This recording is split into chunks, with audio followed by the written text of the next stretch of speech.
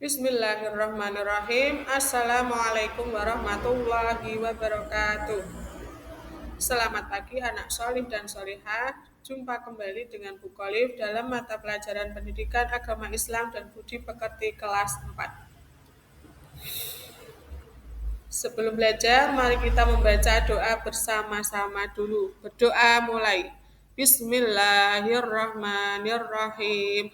Raditu billahi rabba wa bil islami dina wa bi muhammadin nabiyya wa rasula.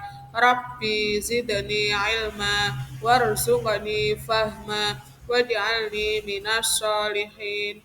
Amin ya rabbal alamin.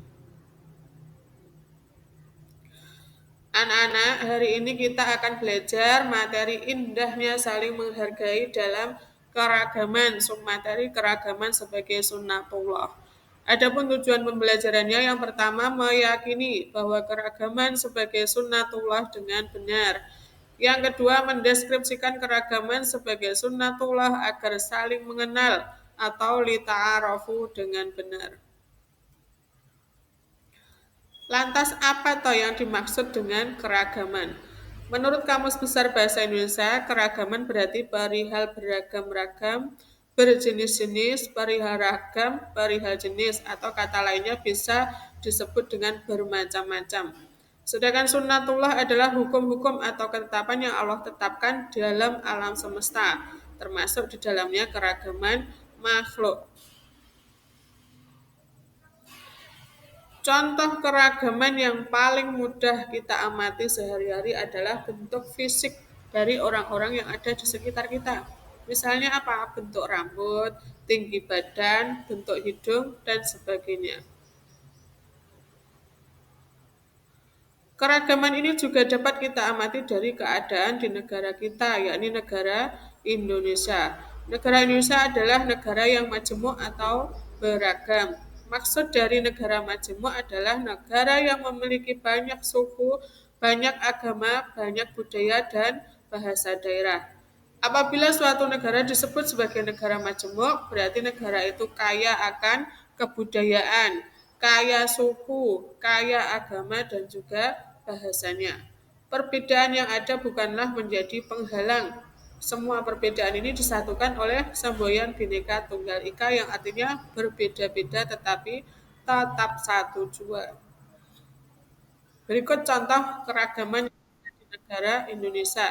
Yang pertama ada rumah adat Jawa, kemudian rumah adat Papua, dan rumah adat dari Sumatera Barat.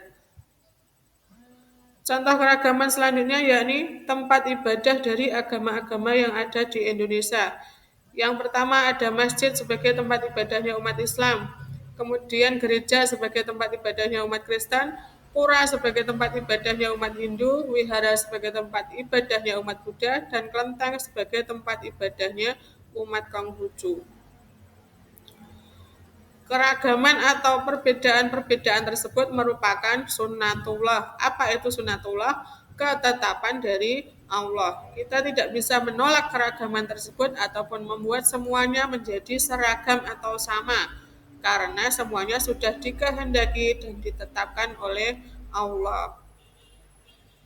Dalam Al-Quran Surat Al-Hujurat ayat 13, Allah menciptakan manusia yang beraneka ragam dengan tujuan lita'arofu, yakni saling mengenal, sehingga menghasilkan hubungan yang harmonis, saling bekerja sama, saling mendukung, dan saling memberi kemanfaatan antara manusia yang satu dengan yang lainnya.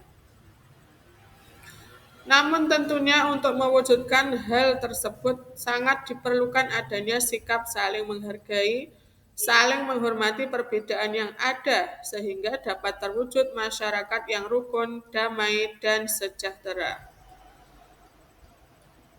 Terima kasih. Wassalamualaikum warahmatullahi wabarakatuh.